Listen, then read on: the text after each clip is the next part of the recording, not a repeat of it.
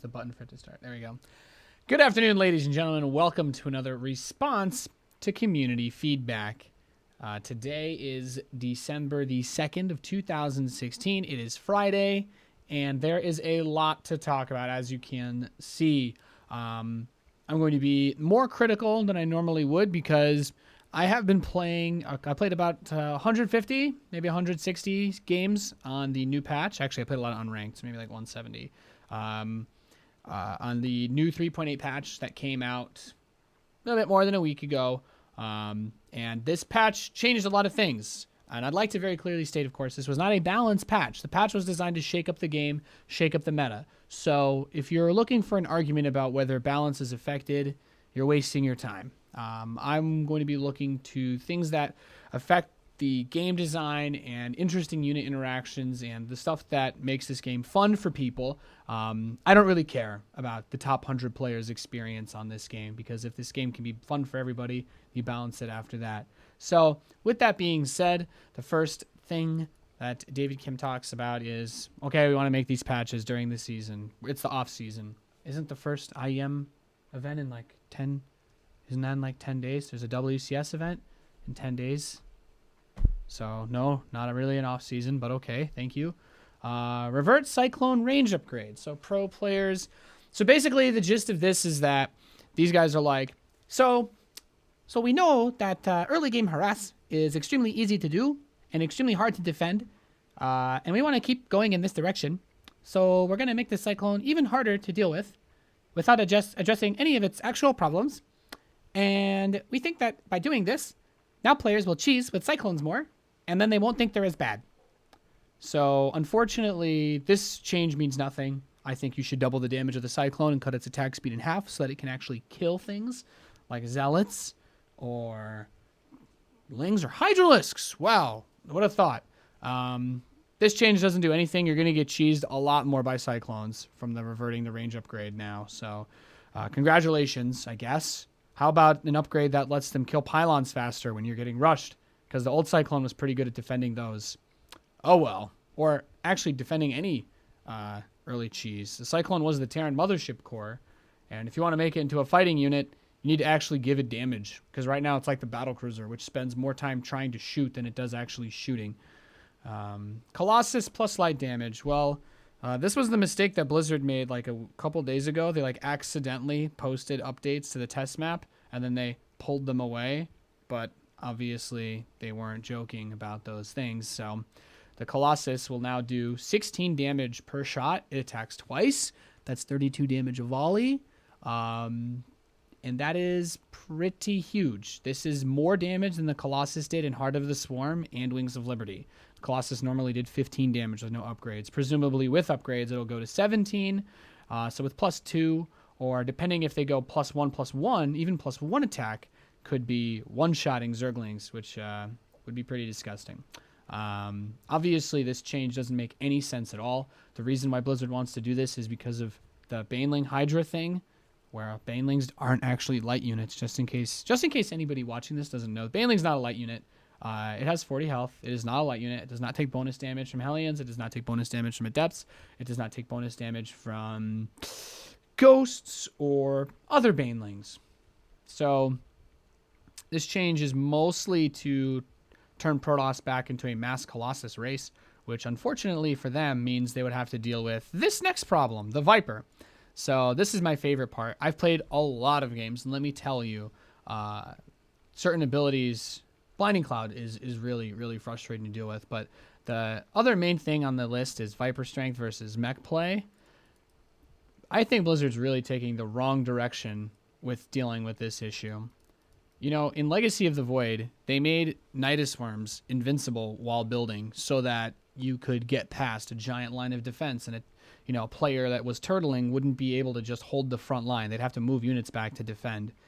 And it seems like Blizzard's forgotten about this idea of picking apart at the weak points or Doom Drops or Nidus or some other form of big warp play or whatever, and would rather focus on actually being able to just pick apart this slow army that can't even move out because it's so weak when it's unsieged.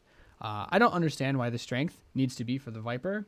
I think there are many better areas that Blizzard could invest For example, if there needs to be an upgrade that makes a Nidus Worm build twice as fast, put that in the game.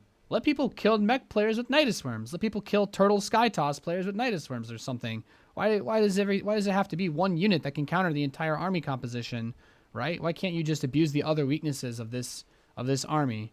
Abduct is good enough to deal with Thors. Blizzard's original argument for consume was that you don't mass Vipers. I have not seen a game where Vipers come out where there haven't been at least 7 or 8 of them. By the way, it takes 6 Vikings to 2-shot a Viper.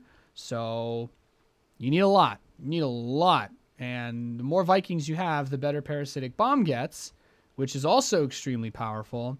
So I don't know what the solution to the Viper is. I would rather see something done about either Parasitic Bombs so that Vikings can be more useful.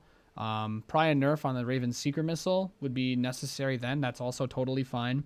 And if the Zerg problem is having ability to kill air units, why don't they just give upgrades back to Infested Terrans? This isn't Wings of Liberty. People don't mass Broodlord Infestor. And if you did, there are plenty of good counters. Seriously. Do something about that, or the fact that Blinding Cloud is an extremely misleadingly powerful ability. I would rather see Blizzard try to bring back something like the Infested Terran. A lot of people still complain about Corruptors, by the way. Corruptors can kill buildings now. They're actually more useful than Vikings. They officially became more useful than Vikings. And they also have 80 more health than Vikings. So, demotions on ladder. Oh, yeah. Were there people that actually didn't understand how this worked? Everybody got demoted this season because they got a bunch of free wins. If you logged on and played your main race, half of your opponents were like, I'm so happy I can play with multiple race MMR. So I'm going to play Protoss, although I've never played Protoss before with my 5k MMR. And then you, the 4,500 MMR Terran player, gets on and cheeses him. And he's like, oh my goodness, I've never played Protoss. I don't know how to deal with this cheese. And then you beat players that are way better than you. And your MMR skyrockets up because they're playing their off race. That's why everybody got promoted. And that's why everyone got demoted this season, the way it should have been.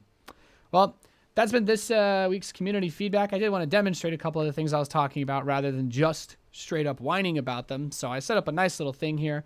My biggest problems with some of these units. First of all, this is one of my favorites. This is my absolute favorite. All right. Here's a Hydra. Oh. Oh. Oh. Oh. Oh. Oh, oh, oh, oh, oh, oh, oh, Hydra style. Oh, oh, oh, oh. Thanks for the donation. I'm doing great today. How y'all doing today? Oh boy, very dynamic. I love Hydras, guys. Outranging every single Protoss unit ain't a problem at all, dog. I'm glad no one thought this was a problem. Yeah, there are other ways you can try to fix this. Make the Hydralisk useful somehow else. Give it 100 health and 6 range. Keep the ridiculous movement speed. The range is kind of absurd. And then if you guys are thinking about what might be wrong here, this tank line looks spread out enough to you? It's not. This is actually a very poorly spread out tank line. Now keep in mind, if you move these 2 tanks further up, then a Hydra attack from here, or literally any attack. I mean, you've only got 3 tanks to defend with at that point. But just to give you a clear idea, Blinding Cloud lasts 10 whole seconds. You can block all 4 of these siege tanks. This tank doesn't even look like it's in it. This tank barely has the tip of its donger in there. And this tank, maybe its left foot is in it, and it just creates more on top of the units that it hits by. The enemy, it's actually not that big, like if you look at it, right? But that's not how it actually acts in the game. Stuff like this is why you can't play mech. It's actually ridiculous. Oh, by the way, the Viper can do this twice. And in case you weren't counting, that's 10 Mississippi, how long this ability lasts. So, just wanted to make it clear, there's some pretty crazy shit as far as all of this goes. And, yeah, this is an extremely misleading ability. It lasts an extremely long time and has an absurd radius. So if you're looking at things that you might want to change, it's that. And the fact that with that, you can also just have infinite energy with these beautiful evolution chambers. So I hear a lot of people tell me that Seeker Missile is too strong. Fine, nerf it. But at least Ravens can't literally eat your Marines while they get healed by medevacs to get more energy for Seeker Missiles. This is my idea of a couple of the big problems in the game right now and why you can't see quite as many of these cool strategies. We thought this was the mech patch. It is not. This is probably the most negative response to community feedback I've had, but I am extremely worried about the direction that Blizzard wants to take this game. So I have to make it very clear my stance and hope that we can get some serious constructive work on this. My official solutions are remove the Raven's Seeker Missile upgrade, remove Parasitic Bomb, and add back either some more damage to Fungal now that it's no longer the biggest issue in the game, or or maybe also give Infested Terrans upgrades again. I don't know why Infested Terrans shouldn't have upgrades. Or you have to make abilities like Blinding Cloud have a smaller radius or not last as long. There's a lot of serious issues with this. As for the Protoss problem, if you want to add back Colossus Death Balls, new subscriber detected. There's probably nothing that we can do about that. I'm sure Blizzard's already made up their mind on this one. The Hydralisk should only have 6 range. Buff it in some other way that makes it useful without it being able to outrange every unit in the game. Hydras aren't as much of a problem for Terran as the Viper is because obviously the Siege tank with upgrades 2-shots them and has more range. So I'm not going to sit here and complain that tanks aren't good against Hydras. Hydras aren't my problem. Hydralisks are Protoss's problem. And if you play Protoss, if you have, I mean, I don't know how many people play that race anymore because I don't run into Protoss in this game anymore. I assume most of them quit because of Hydras. This unit is actually, it's fucking absurd.